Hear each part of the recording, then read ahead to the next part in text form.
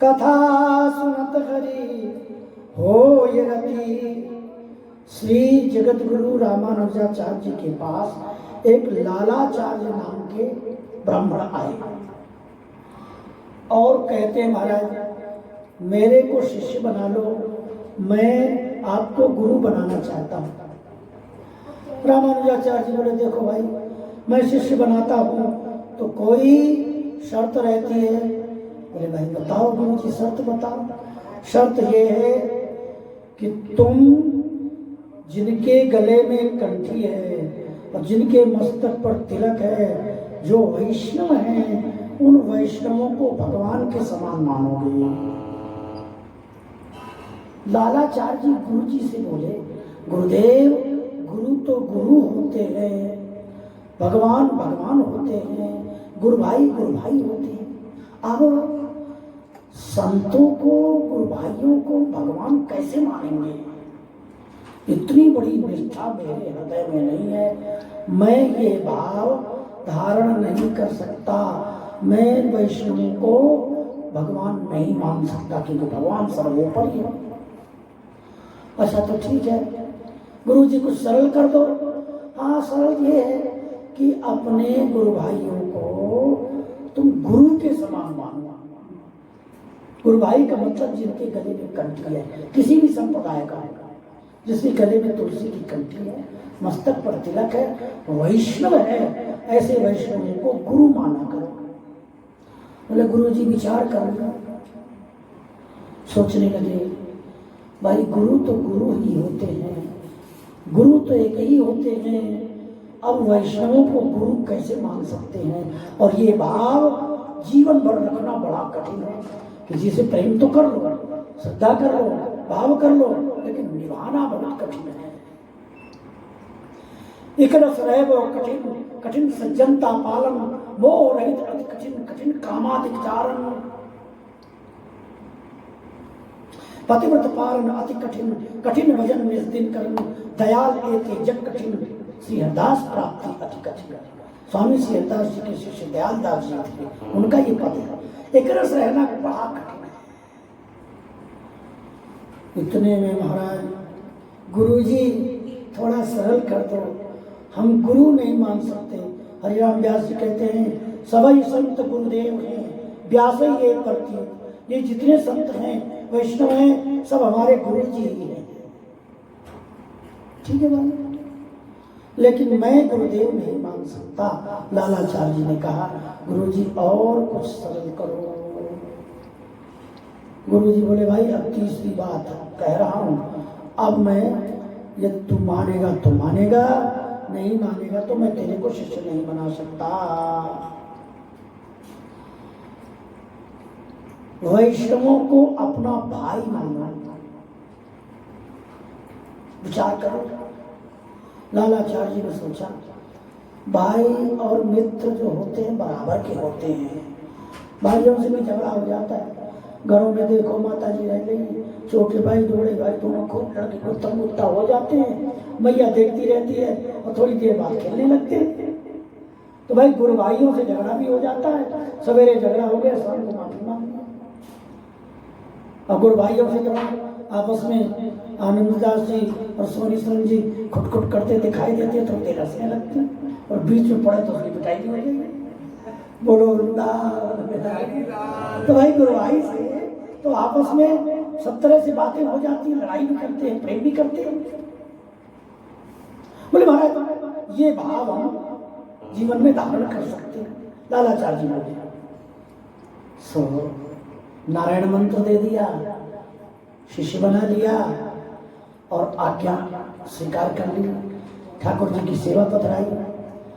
अब क्या होता है, जो भी इनका नियम है चारों तरफ घूमने जाते हैं टहलने, जब कभी कोई तिलक कंठी वाला मिल जाए उसको गुरु भाई आइए आइए और उसको हृदय से लगाया और घर में लाते हैं, स्नान कराते हैं, उसके वस्त्र धोते हैं और बढ़िया सुंदर तिलक लगाते हैं, बड़े प्रेम से भाव से भोजन कराते हैं और उनको दक्षिणा देते हैं। गुरु भाई कुछ दिन और विराजिए। किसी की इच्छा हुई तो रुके और नहीं रुके तो अपना चले जाते हैं घर दक्षिणा लेकर के। ये क्रिया करते करते बहुत दिन हो गए। एक दिन घटना घटती है।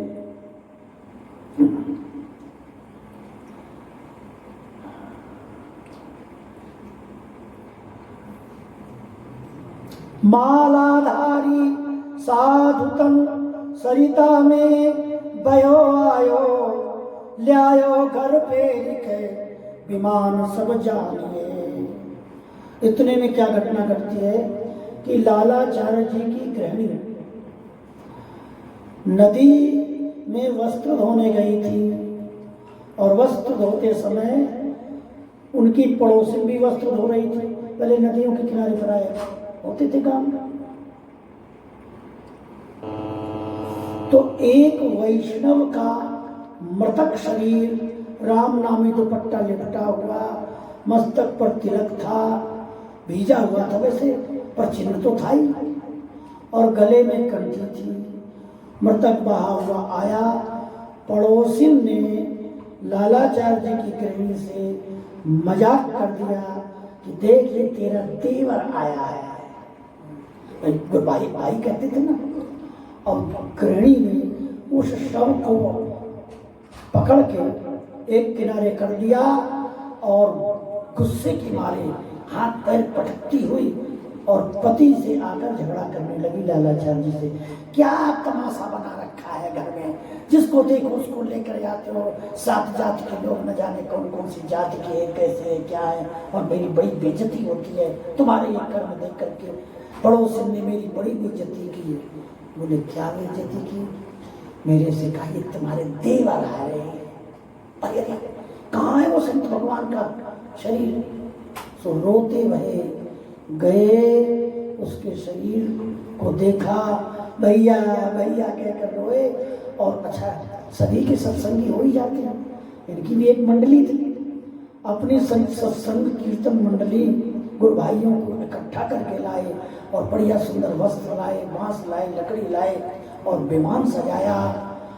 स्नान करा करके नदी में और तिलक लगा करके और बढ़िया सुंदर सजाकर, पुष्पों का विमान सजाकर, राम नाम सत्य है, सत्य बोलो गत्य है, राम नाम सत्य है कीर्तन करते हुए और गांव में परिक्रमा लगाई और श्मशान घाट पर उसका शरीर जला दिया।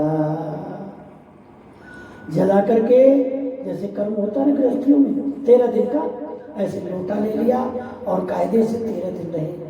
और उसके बाद 13वीं को जो भंडारा होता है वो भंडारे की व्यवस्था की है। बड़ा सुंदर को रसोई बनाई गई।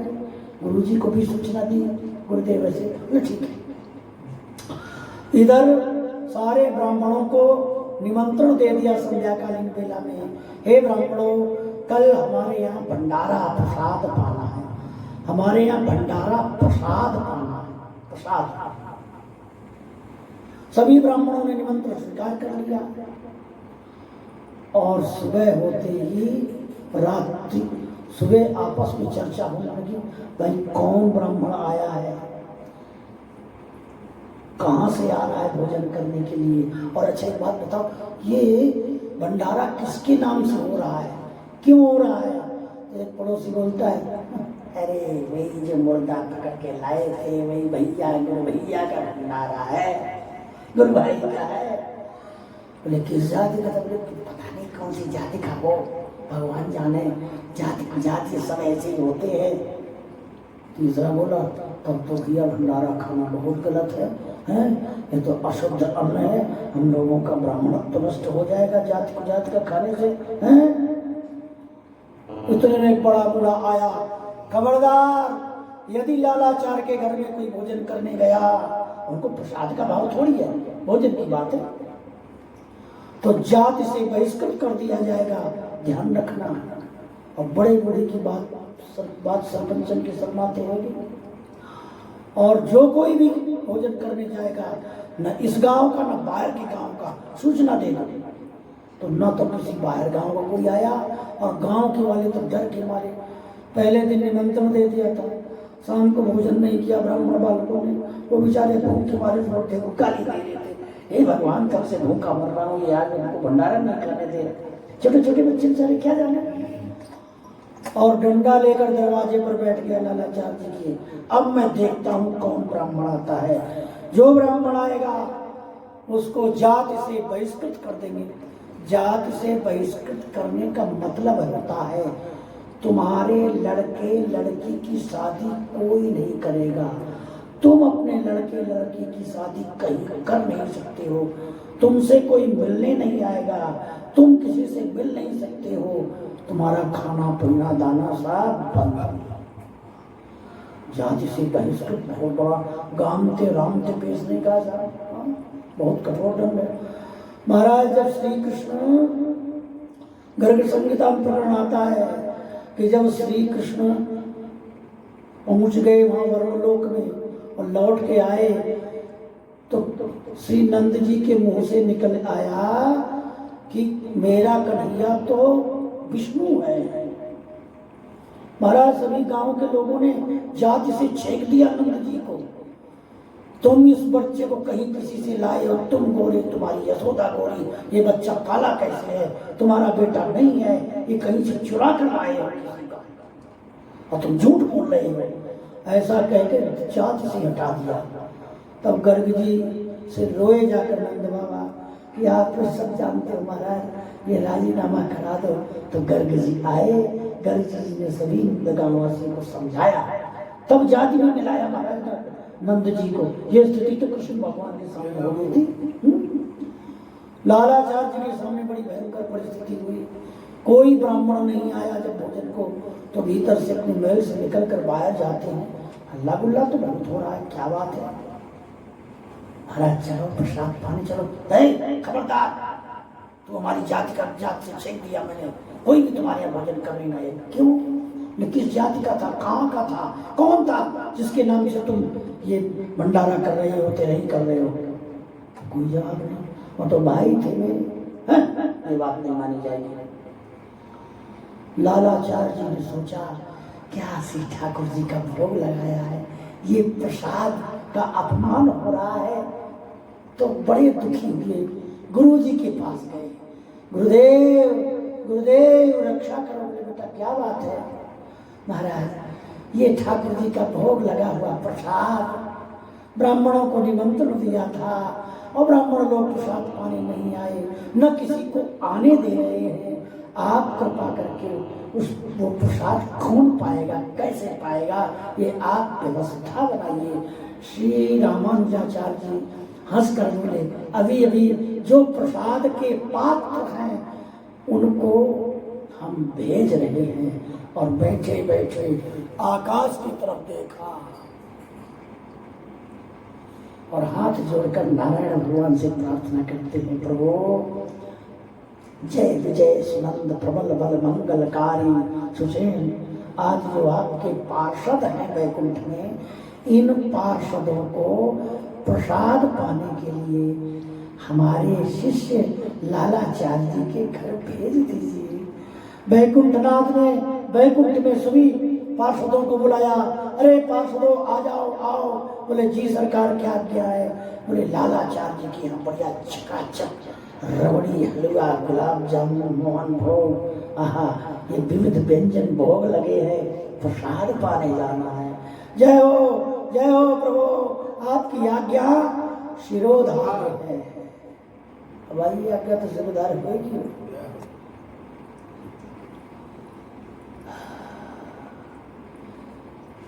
गांव के बाहर वो अचानक सभी पार्षद ब्राह्मण के रूप में प्रकट हो जाते हैं। पीली पीली पगलबंडी पहले हुए, पटका डाले हुए, मस्तक पर तिलक है और गले में तुलसी की कंठी है। एक से एक सुंदर, बढ़िया सुंदर घुंघराले केस हैं, यज्ञोपवीत गले उनके वक्षस्त्र पर पड़ा हुआ है। उनका दर्शन करने मात्र से ऐसा लगता था पता नहीं कहाँ के देवता आ गए। एक से एक सुंदर लाइन कतार चले आ रहे हैं। अच्छा, उन ब्राह्मणों ने कहा है किसी की हिम्मत नहीं पड़ी उनका रूप देखकर पूछने की कहाँ के हो, कौन से हो। तो उन बड़े जो मुखिया थे ना, अजी मुखिया जी बोले क्या बात है? अरे जा रहे हैं खाने, पता तो पूछो कहाँ के। तो क्या क्या अच्छा गया, इनको पहले भोजन करके आने दो, पीछे इनको दंड देंगे, फिर नाम लिखेंगे, कहाँ के हो, कौन हो, तुम्हारे पिताजी कौन है, कौन सा गाँव है, किस जाति के हो, कैसे हो, क्या, फिर देखेंगे। अब साहब भीतर सब चले गए। भागवत में वर्णन आया है, नारद जी कहते हैं, हरे सुसवलास को बच्चों, एक ऐसा बिल है, एक ऐसी गुफा है जहाँ घुसने का रास्ता है पर निकलने का रास्ता नहीं है। आज लालाचार्य जी का महल क्या है, जैसे वैकुंठ के समान प्रवेश करते जा रहे हैं, घुस तो रहे लेकिन निकल नहीं रहे कोई। बड़े प्रेम से वहां जाकर के पत्तलें बिछाई हैं, और पत्तलें बिछते ही सारी पत्तलें सोने के रंग की हो गई, सोने की लगी, दोना पत्तल गिलास सब कुछ। और जो ब्राह्मण थे वो चतुर्भुज रूप में पार्षद के रूप में प्रकट हो गए। नाक सकोचई विप्र तवई हरिपुर जन आए, जेवत देखे सबन जात काहू नहीं पाए। लालाचार्य अब जेवत देखे सबन, अब क्या होता है, बहुत देरी हो गई। लालाचार्य के महल के ऊपर ऐसा लगता है कोई सूर्य आ रहा है जा रहा है, प्रकाश सा, पर समझ में नहीं आ रहा। एक वो बुड्ढा जो था उसने देखा, भाई आखिर बात क्या है, इतनी देर हो गई, अरे भोजन करने में ज्यादा 20 मिनट आधा घंटा लगता, ये तो 1 घंटा हो गया, निकला ही नहीं कोई। वहां प्रसाद पा करके लालाचार्य जी उधर जय बोल रही है, बोलो वृंदावन बिहारी लाल की, श्री रंगनाथ भगवान की, गोविंद देव जी की, गोपीनाथ जी की, राधा रमण लाल की, बांके बिहारी लाल की, लालाचार्य भगत जी की, महाप्रसाद की जय जय जयकार हो गई। और बीच बीच में और जय होने लगे, प्रसाद पानी 3 जय बोलती, अंदाजा लग गया, बोले भोजन तो कर चुके, पर निकल क्यों नहीं गया। वो बुढ़ा भीतर प्रवेश करके देखने जाने लगा कि आखिर क्या हो रहा है।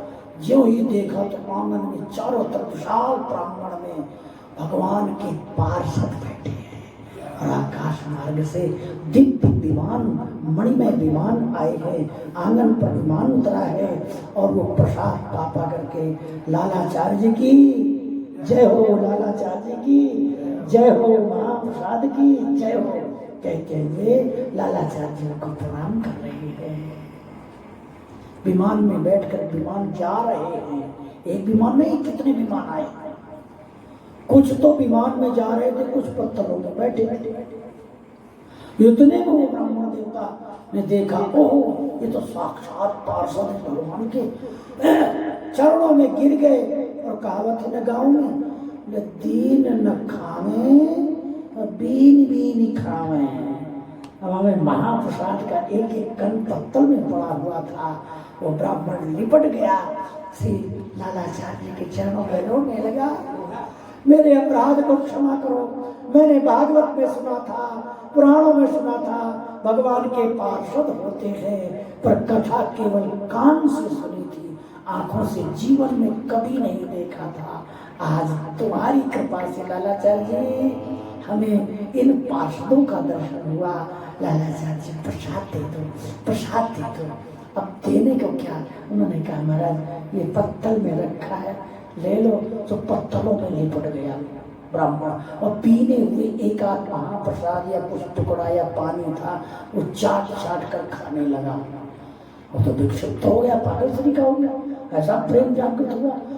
पत्तल प्रसाद पाते ही वो तो नाचने लगा।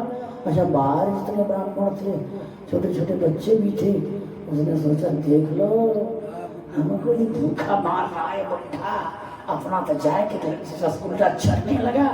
दूसरा बोले देख के आ जरा क्या हो रहा है भीतर।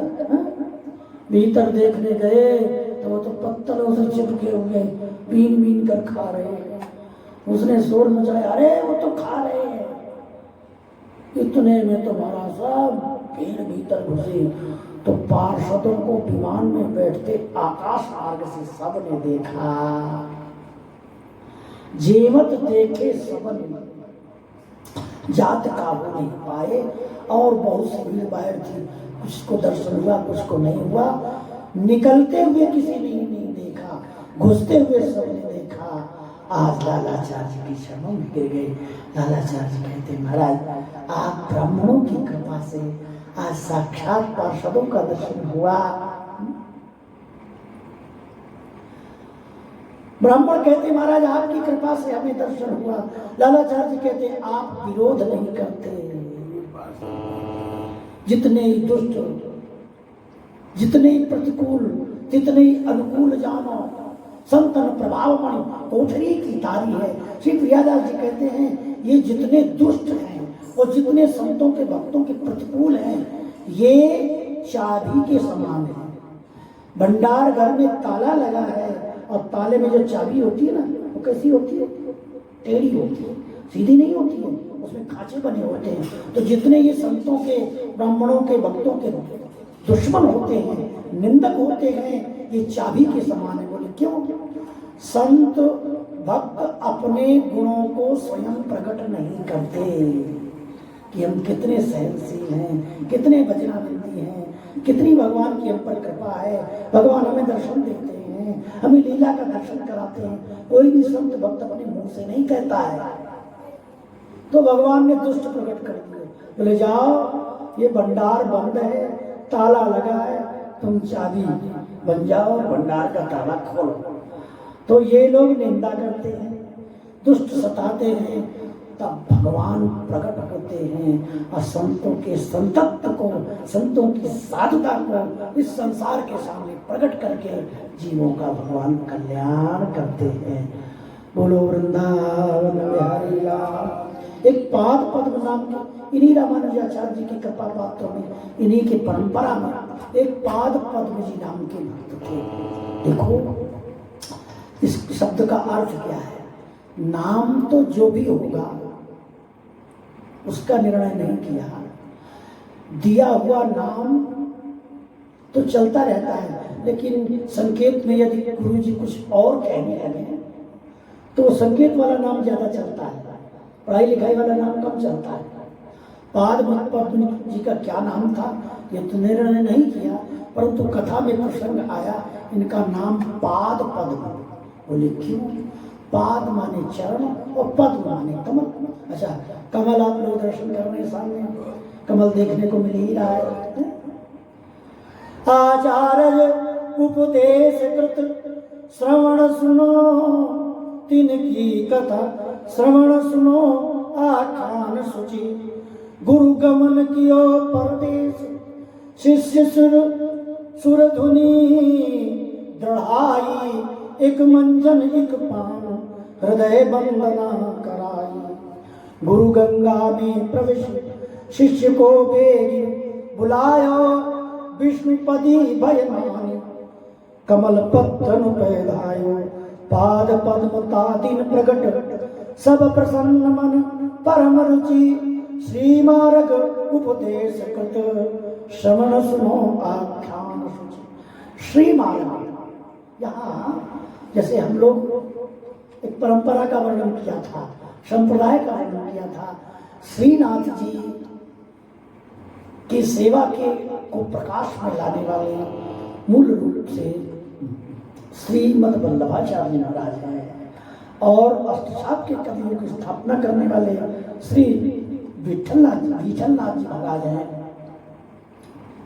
तो ये वल्लभ कुल, इसे पहले विष्णु स्वामी संप्रदाय मार्ग कहते थे। कालांतर में वल्लभाचार्य जी बहुत प्रतापवान हुए तो उनके नाम से इस वंश का नाम वल्लभ कुल कहा जाता है। और हम लोग जो है तृतीय स्थान वाले महात्मा लोग, इनको